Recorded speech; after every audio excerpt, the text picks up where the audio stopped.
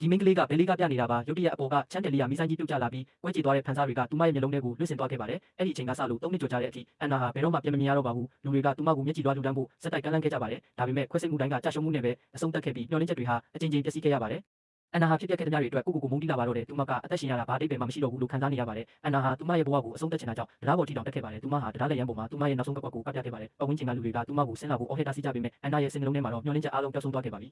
အမေအဖေသမီးတကယ်ပဲဘာမှမမြင်ရတော့ဘူးသူမဟာဘဲလေးကကွက်အနေထားနဲ့မြစ်ထဲကိုခုန်ချလိုက်ပါတယ်ဒါပေမဲ့နောက်ဆုံးမှာတော့တယောက်ယောက်ကအချိန်မီရောက်လာပြီးသူမကိုကယ်တင်နိုင်ခဲ့ပါတယ်သူမအသက်ဘေးကလွတ်မြောက်ခဲ့ပါတယ်အန်နာဟာသူမရဲ့လမ်းပြခွေးနဲ့တူပန်းချန်တဲ့ကိုလက်လျှောက်လာပါတယ်သူမဟာစိတ်ပန်းပြေစေဖို့အတွက်လက်လျှောက်ချင်ခဲ့တာပါလူတစ်ယောက်ကသူမကိုတမင်တက်တက်ဝင်တိုက်ပြီးလဲကျအောင်လုပ်ခဲ့ပါတယ်ဒီလူနဲ့သူ့ရဲ့အဖေကအန်နာမျက်စိမမြင်ရဘူးဆိုတာကိုရိပ်မိသွားကြပြီးဒီမျက်မမြင်မင်းကလေးကိုနှောက်ယှက်ဖို့ကြံစည်ကြပါတယ်အဲ့ဒီအချိန်မှာကောင်းကင်တမန်တစ်ပါးကအနာကနေထွက်သွားခဲ့ပါတယ်သူကသွားပြီးကူညီပေးချင်ပေမဲ့အန်နာကသူမရဲ့ကြားနိုင်စွမ်းကိုသုံးပြီးအဲ့ဒီလူနှစ်ယောက်ရှိတဲ့နေရာကိုသိရှိသွားပြီးအဲ့ဒီအချိန်မှာ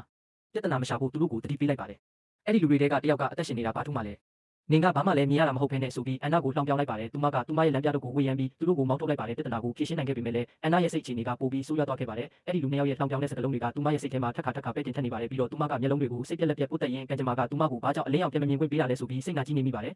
ကောင်းကင်တမန်ကတရားပေါ်ထိအန်နာနောက်ကိုလိုက်လာခဲ့ပါတယ်သူကဒီမင်းကလေးနာကိုချင်းကပ်ပြီးနှစ်သိမ့်ပေးချင်နေတာပါအန်နာကနားမှာတယောက်ယောက်ရှိနေတယ်လို့ခံစားရပုံရပေမဲ့တန်ကတော့ချက်ချင်းပဲထွက်ခွာသွားခဲ့ပါတယ်အန်နာဟာပန်းချန်တွေကခုံတန်းလျက်တစ်ခုပေါ်မှာထိုင်လိုက်ပါတယ်မိုးဆက်မိုးပေါက်တွေကသူမရဲ့ခန္ဓာကိုယ်ပေါ်ကိုကျဆင်းလာပါတယ်အဲ့ဒီနောက်ကောင်းကင်တမန်ကရုတ်တရက်သူမရဲ့ဘေးနားမှာဝင်ထိုင်လိုက်ပါတယ်အန်နာကသူမဘေးမှာတယောက်ယောက်ရှိနေတာကိုရိပ်မိသွားပြီးသူဘာလို့ဒီမှာထိုင်နေတာလဲလို့မေးလိုက်ပါတယ်တန်ကသူရှိနေမှန်းသူမဘယ်လိုသိလဲဆိုတာကိုထူးဆန်းနေမိပါတယ်သူ့ရဲ့မိသူမျိုးဝဖြစ်ကြောင်းပေါ်သွားမှာစိုးရိမ်တာကြောင့်သူကတိတ်တဆိတ်ထွက်သွားခြင်းပေမဲ့သူ့ရဲ့တိတ်ဆိတ်မှုကအန်နာကိုအတော်လေးစိတ်ဆိုးသွားအားစီပါတယ်အန်နာကသူ့ကိုလန့်ပြီးထွက်သွားအောင်သူမရဲ့လမ်းပြတို့ကိုဝေးရမ်းလိုက်ပါတယ်တန်ကလန့်သွားပြီးအတန်ကြီးမိသွားပါတယ်အန်နာကဒါဟာအမျိုးသားတယောက်ရဲ့အတန်ဆိုတာကိုမှတ်မိသွားပြီးမင်းကလေးတယောက်ရဲ့ဘေးမှာထိုင်နေရတဲ့သူ့ရဲ့ရွေးချက်ကဘာလဲလို့မေးလိုက်ပါတယ်ဒါပေမဲ့အန်နာကသူမဘာပဲဖြစ်ဖြစ်မမြင်ရတာမို့အဲ့ဒါကိုတိတ်ပြီးစိတ်ပူနေစရာမလိုဘူးလို့တွေးလိုက်ပြီးသူ့ကိုထွက်သွားဖို့ပြောဖို့ဆုံးဖြတ်လိုက်ပါတယ်တန်ကဒီခုံတန်းလျက်ဟာလူတိုင်းထိုင်ဖို့ဖြစ်တယ်သူ့မှာလည်းဒီမှာထိုင်ပိုင်ခွင့်